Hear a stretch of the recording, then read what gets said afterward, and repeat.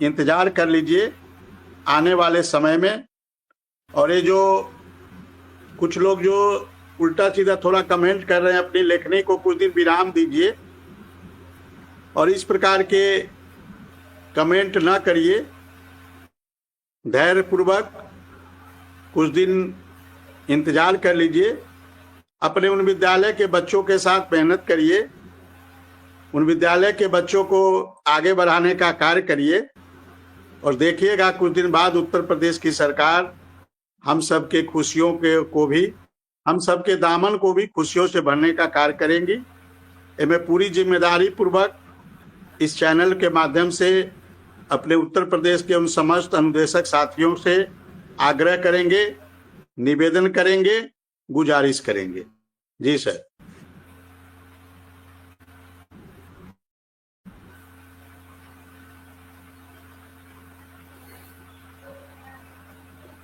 जी पवन जी, आपकी बात अधूरी रह गई, बात पूरी करिए। विक्रम जी ने अपनी बात बताई, जो आप बात पूरी करें फिर मैं आगे सवाल करूं। पवन जी सुन पा रहे हैं मुझे? पवन जी,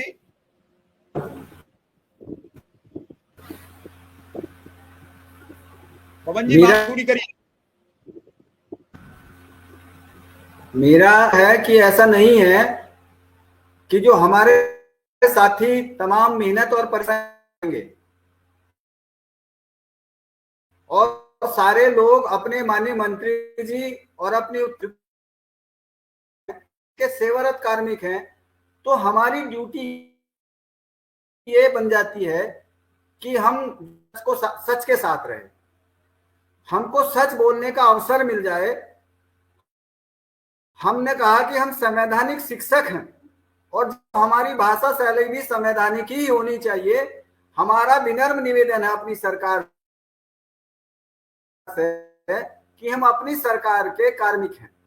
शिक्षक ड्यूटी है कि हमारी समस्या जो है वो राज्य सरकार करेगी। यदि राज्य सरकार हमारी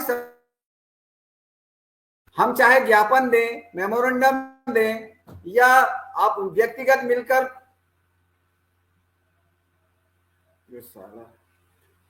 मिलकर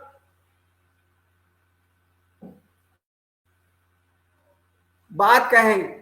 अब सवाल यह है कि हमको निश्चितता ये होनी, आदेश जारी कर दिया उच्च न्यायालय और सर्वोच्च न्यायालय में भी हमें सरकार से ये अवसर मिला। तो देर सवेर हो रही है, उसके लिए हमको ड्यूटी है हमारे साथियों को कि किसी भी एक व्यक्ति 10-20 व्यक्ति के ऊपर जिम्मेदारी ना दें। मैं रोकूंगा, मैं विधानसभा में नेता प्रतिपक्ष का जवाब उनका साथ। पवन जी रुकिए, पवन जी थोड़ा रुकिए 1 मिनट, फिर हम आएंगे आपके पास। सरकार जितना ठीक कर पाती है। अब आप देखिए, तमाम आपके इसमें अध्यापक हैं, बताते हैं 27,000 टीचर, 27,000 विद्यालय कम करेंगे। ये सही है, बहुत विद्यालय में लड़के कम हैं, अध्यापक ज्यादा हैं। अच्छा हुआ क्या, पश्चिम में ज्यादा ये नॉर्मल स्कूल या ट्रेनिंग वाले स्कूल खुले थे, वही सब पढ़े। हम लोगों के जिलों में तो था ही नहीं एक स्कूल, इसलिए जब हमारे यहाँ जगह निकली तो सब कहा मुजफ्फरनगर, गाजियाबाद और आपको मेरठ, बुलंदशहर, सब लोग लड़के लड़कियां आके भर गए।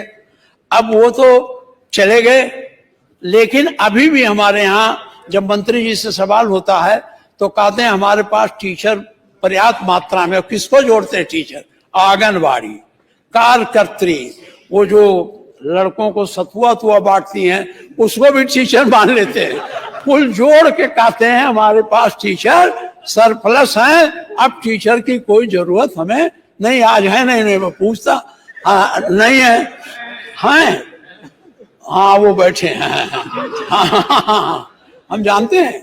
तो ये जो शिक्षा मित्र हैं ये बड़ी संख्या में आपकी सेवा करते हैं। ये पहले 6,000 कुछ पाते थे, आपने बढ़ा के या गवर्नमेंट ने बढ़ा के 10,000 कर दिया। ये कोई, मैं कानूनी बेदाव पेश से जानता हूँ, ये कोई नियमित नहीं है, लेकिन ये जब एक बार चुन के मास्टर बन गए थे तो अच्छी तनख्वाह पाने लगे थे। घर की स्थिति बदल गई थी, बढ़िया शादी हो गई थी। अब कितनी शादियां टूट रही हैं, क्योंकि जब ये हट गए शिक्षा मित्र पर तो बड़ी दुर्गति में है। मेरा आपसे एक चीज और ये कहना है कि इन शिक्षा मित्रों को आपके जो जगह है इनको ट्रेनिंग दे करके समायोजित करिए। ये बहुत बड़ी संख्या में है और स्कूलों में पढ़ा रहे हैं। और मंत्री जी, मैं फिर आपसे निवेदन करूंगा, और आपके ग्रैंडफादर हम लोग साथ रहे हैं, मैं उनका बहुत सम्मान करता था। आप उनके द्वितीय उत्तराधिकारियों पुत्र के बाद, तो इनको ना आंकड़ा दिया करो कि कारकत्री भी मास्टर है, वो सातवां बांटने वाली भी मास्टर है। कुल जोड़ करके आप बता देते हो हमारे यहाँ इतने जगह है, इतने लड़के हैं। इसको ना करिए, सही ढंग से करिए।